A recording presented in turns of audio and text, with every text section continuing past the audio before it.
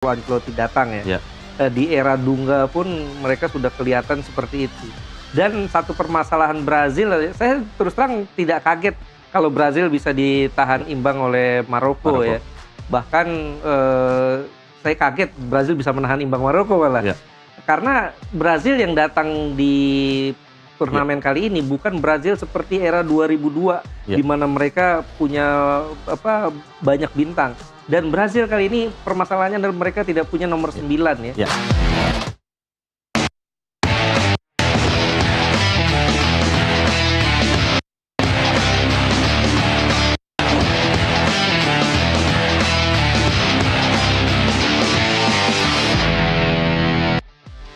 Masih di NTV Sportcast, Bung Ais. Ya. Dari 28 pertandingan yang sudah berlangsung, ada beberapa pertandingan yang cukup menyita perhatian. Kalau Bung Ais, pertandingan apa aja kira-kira?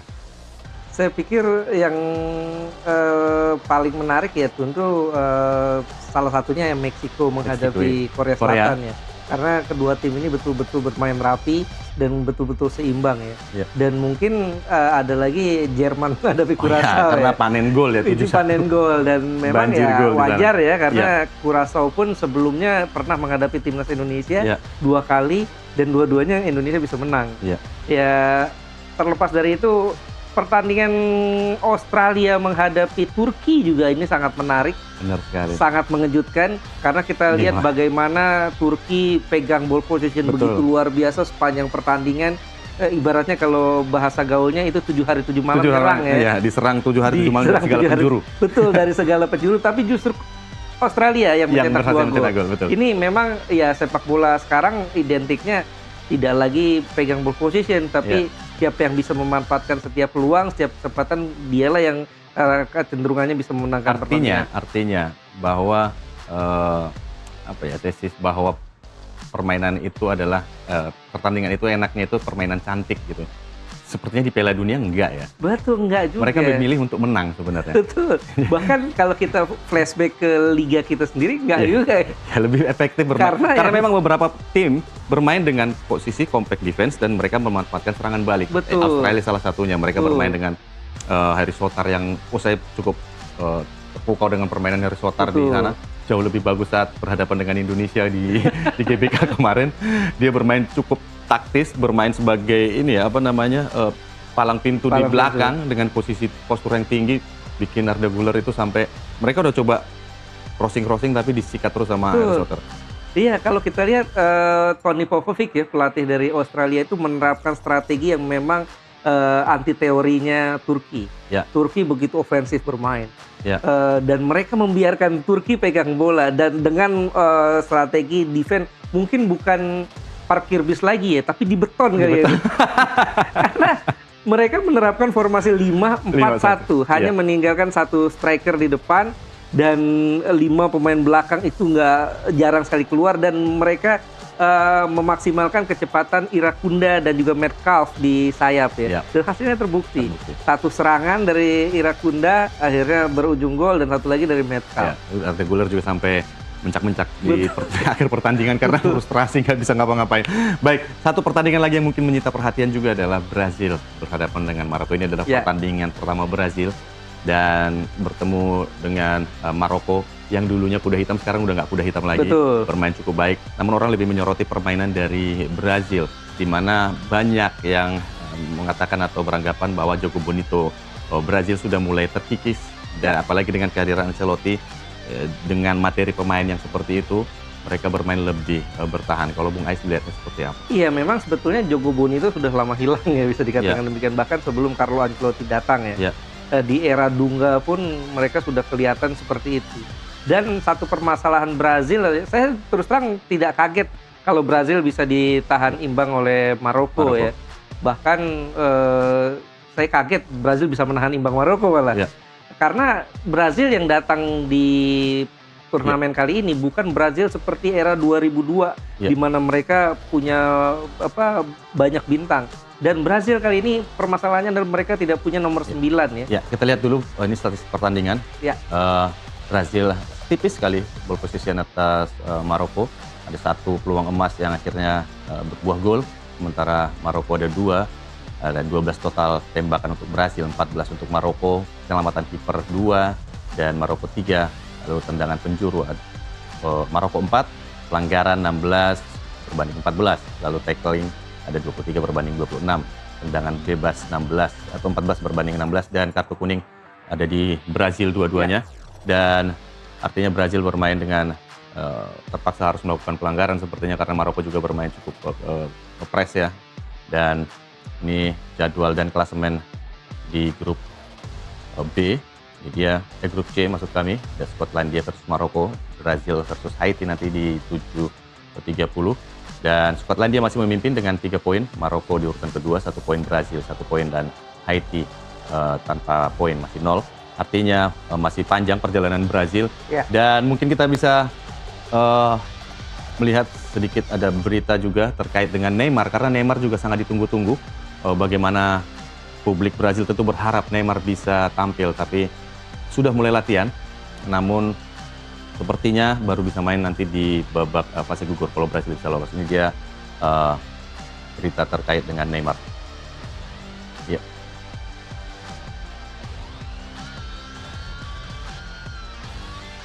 Ya, ini dia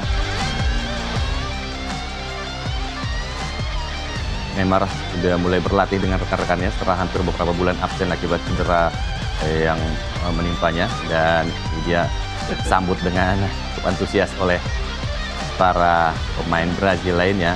Iya, Neymar memang dibawa ke sini.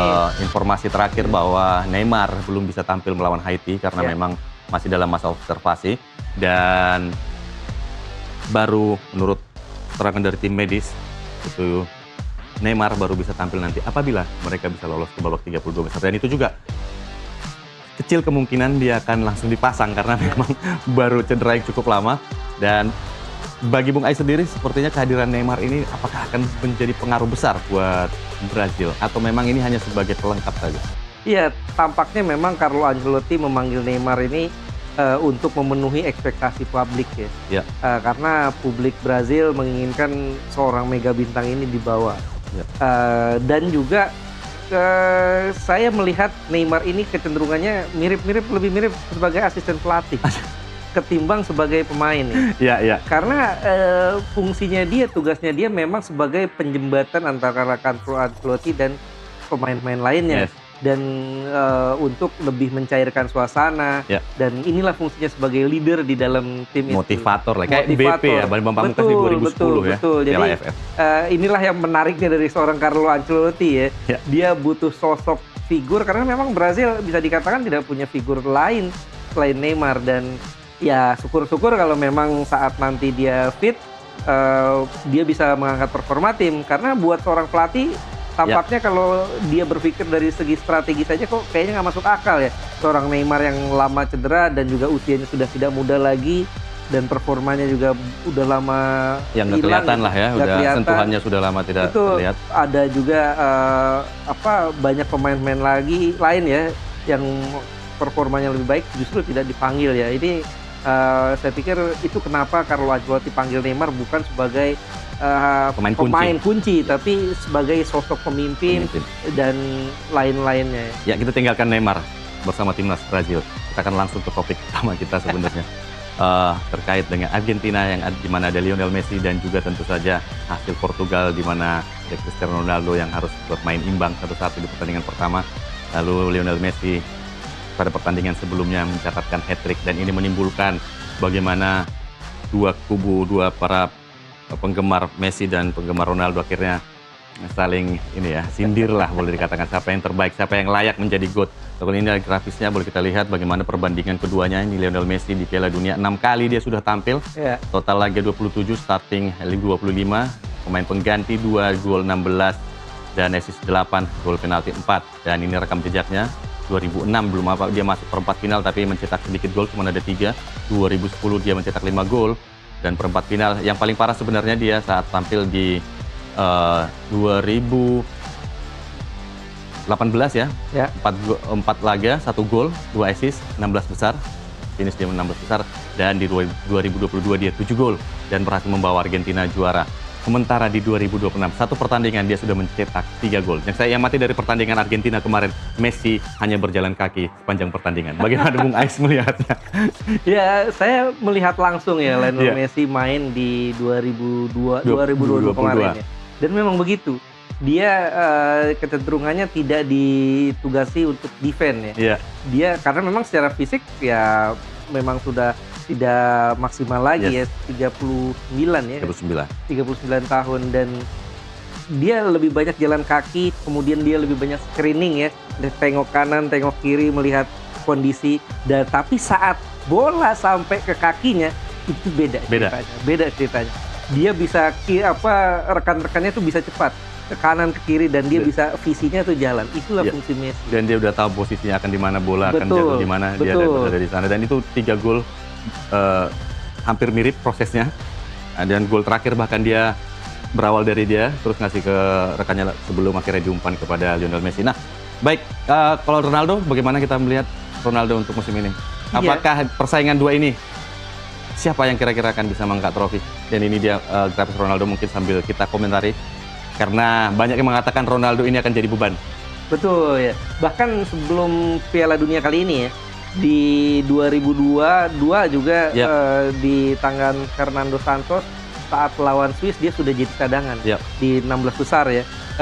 Santos lebih memilih Gonçalo Ramos saat itu, dan terbukti Ramos cetak hat-trick dan Portugal menang 6-1, lolos sampai perempat final sebelum akhirnya disingkirkan oleh Maroko ya. Dan kali ini juga sepertinya Roberto Martinez ya, pelatihnya beda, mungkin agak-agak sungkan kali ya mencadangkan Cristiano Ronaldo, karena ini beda ya situasinya antara Ronaldo dan Messi. Di Argentina semua bermain untuk Messi. Bahkan bahasa lebih ekstrimnya, semua rela mati untuk Messi. Sehingga apapun demi Messi gitu. Beda dengan Portugal. Mungkin di 2016 begitu. Saat mereka juara Euro ya, Piala Eropa, semua bermain untuk Ronaldo. Tapi era kali ini ada 2 matahari di sana. Ada Cristiano Ronaldo, ada Bruno Fernandes. Dan kita bisa lihat saat keduanya di MU juga ini tampaknya tidak terlalu cocok. Dan kemarin juga ada satu momen yang menunjukkan ada yang menarik sebenarnya Bung Ais, bahwa kemarin ada kritikan tajam dari Thierry Henry terkait dengan keberadaan Ronaldo. Yang mencetak gol harusnya penting itu adalah tim bukan Anda. Jadi artinya karena dia berada dalam posisi, kalau kita lihat memang ada di jalur Bruno Fernandes yang sebenarnya sudah cukup positioning untuk mencetak gol. Namun Ronaldo menutup di sana dan berusaha mengambil bola dan mencetak melakukan tembakan namun melebar. Dan ini dia Thierry Henry, satu hal yang penting, hadirin sekalian, di rumah tim yang harus mencetak gol, bukan Anda yang harus mencetak gol. Artinya dia mengkritik keras Cristiano Ronaldo. Dan kita akan membahas lebih jauh lagi, namun jangan kemana-mana pemirsa, tetaplah di Nusantara TV, kita akan kembali saat lagi.